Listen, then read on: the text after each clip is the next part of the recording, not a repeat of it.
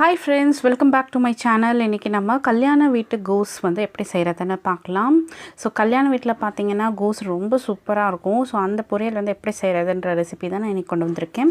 So வீடியோக்குள்ளே போகிறதுக்கு முன்னாடி நம்ம சேனலில் வந்து கிவ் அவே போயிட்டுருக்கு. ஸோ அதுக்கான லிங்க்கும் நான் டிஸ்கிரிப்ஷனில் கொடுக்குறேன். பார்க்காதவங்க போய் பார்த்துட்டு வாங்க. ஸோ எல்லாரும் பார்ட்டிசிபேட் பண்ணி வின் பண்ணுங்கள். ஸோ வாங்க நம்ம வீடியோக்குள்ளே போகலாம். சேனலை ஃபஸ்ட் டைம் பார்க்குறீங்கன்னா சப்ஸ்கிரைப் பட்டனை கிளிக் பண்ணிக்கோங்க. அப்படியே பக்கத்தில் இருக்கிற பெல் பட்டனையும் கிளிக் பண்ணிக்கோங்க. அப்போ தான் நான் போடுற உடனுக்குடன் நோட்டிஃபிகேஷன் வரும். ஸோ நம்ம இந்த கல்யாண கோஸ் பண்ணுறதுக்கு ஃபஸ்ட் நம்ம கோஸும் பச்சை பருப்பும் வந்துட்டு நம்ம அவிச்சு எடுத்துக்க போகிறோம். ஸோ நான் ஒரு பவுல் எடுத்திருக்கேன். அந்த பாத்திரத்தில் வந்துட்டு கோஸை வந்து நல்லா குட்டி குட்டியாக நறுக்கி நம்ம வந்து இதில் சேர்த்துக்கலாம்.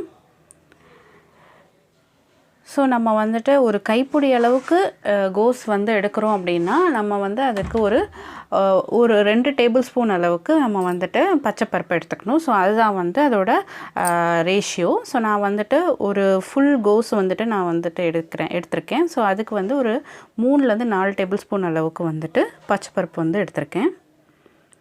ஸோ இதை நம்ம மூழ்கிற அளவுக்கு மட்டும் தண்ணி ஊற்றி நம்ம வந்து வச்சுக்கணும். ஏன்னா கோஸ் வந்து நேச்சுரலாகவே தண்ணி வந்து விடும். ஸோ நான் வந்து இப்போ பச்சைப்பருப்பு சேர்த்துட்டேன். பச்சைப்பருப்பு சேர்த்துட்டு இன்னும் கொஞ்சம் நல்லா மிக்ஸ் பண்ணி விட்டுட்டு லைட்டாக தண்ணி வந்து மூழ்கிற அளவுக்கு கொஞ்சம் சேர்த்துக்கலாம். இதுக்கு தேவையான அளவுக்கு உப்பு வந்து இப்போவே கொஞ்சம் சேர்த்துக்கோங்க. அப்போ தான் நல்லா வெந்து வரும் நமக்கு. ஸோ உப்பும் அது கூட வந்து கொஞ்சமாக வந்து பெருங்காயத்தூள் வந்துட்டு சேர்த்துக்கோங்க. கொஞ்சமாக தண்ணி வந்து மூழ்கிற அளவுக்கு இருக்கட்டும். இந்த தண்ணி நம்ம வேஸ்ட் பண்ணக்கூடாது. இந்த தண்ணி நம்ம லாஸ்ட்டாக வடிகட்டி நம்ம வந்து சாம்பார் ஏதாவது செய்கிறோன்னா நீங்கள் அதில் ஊற்றிக்கலாம், இல்லை ரசத்தில் ஊற்றிக்கலாம். ஏன்னா அதில் இருக்கிற எல்லா சத்தும் அந்த தண்ணியில் தான் இருக்கும். ஸோ தண்ணி வந்து வேஸ்ட் பண்ணாதீங்க. இல்லை நீங்கள் அப்படியே குடிக்கிறதா இருந்தாலும் குடிச்சிக்கலாம். ஸோ தண்ணி வந்து அதிகமாகவும் வச்சிங்கன்னாலும் நிறையா வந்துடும். ஸோ இதை லைட்டாக வந்து மூடி போட்டு ஒரு 2 கொதி வரதுக்காக வெயிட் பண்ணுவோம். இப்போ இந்த மாதிரி நுரைச்சி நமக்கு வந்து பருப்பு அதுக்கப்புறமா அந்த கோஸ் எல்லாமே நல்லா வெந்து வரணும். வந்ததுக்கப்புறம் ஆஃப் பண்ணி தனியாக இறக்கி வச்சிடலாம். இப்போ ஒரு கடாய் எடுத்துக்கோங்க. அதில் ஒரு 2 டேபிள் ஸ்பூன் அளவுக்கு எண்ணெய் வந்து ஊற்றிக்கோங்க. எண்ணெய் நல்லா சூடானதுக்கப்புறமா கடுகு, உளுத்தம்பருப்பு, 1/4 டேபிள் ஸ்பூன் அளவுக்கு சீரகம் வந்து சேர்த்துக்கோங்க. சேர்த்துட்டு இது நல்லா பொரிஞ்சு வந்ததுக்கப்புறமா நம்ம வந்து 5 பல் பூண்டு, ஒரு கொத்து கருவேப்பிலை, அப்புறம் 2லேருந்து 3 காரத்துக்கு ஏற்ற மாதிரி பச்சை மிளகா குட்டி குட்டியாக நறுக்கி சேர்த்துக்கோங்க. இது நல்லா நமக்கு வந்து பொரிஞ்சு வதங்கி வரணும். அதுக்கப்புறமா நம்ம ஒரு பெரிய வெங்காயம் வந்து ஒரு மீடியம் சைஸில் கட் பண்ணி இதில் சேர்த்துக்கோங்க. ஸோ இவ்வளோ வந்து நமக்கு போதுமானது தான். நிறையா வெங்காயம் போடணும் அப்படிலாம் அவசியம் கிடையாது. ஸோ கொஞ்சமாக வெங்காயம் மட்டும் சேர்த்துக்கிட்டால் போதும். ஸோ நான் ஒரே ஒரு வெங்காயம் தான் சேர்த்துருக்கேன். இது நல்லா வந்து வதங்கி வரணும்.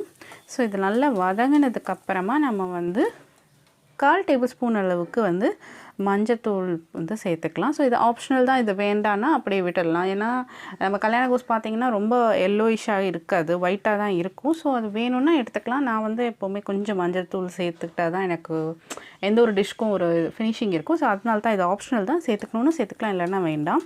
உப்பு வந்து நம்ம ஆல்ரெடி நம்ம அதில் சேர்த்துருக்கோம். ஸோ இப்போ வந்து கொஞ்சமாக மட்டும் சேர்த்துக்கோங்க. சேர்த்து நல்லா வதங்கினதுக்கப்புறமா தான் நம்ம வந்து கோஸை வந்து வடிகட்டி தண்ணி இல்லாமல் எல்லாத்தையும் வந்து இதில் சேர்த்துக்கோங்க. அந்த தண்ணியை வேஸ்ட் பண்ணிடாதீங்க. ஸோ சாம்பாரோ இல்லை ரசமோ அந்த டைம் செய்கிறீங்கன்னா அது கூட வந்து அந்த தண்ணி வந்து ஊற்றிடுங்க. ஸோ அந்த சத்து நமக்கு எங்கேயுமே வெளியில் போகாது.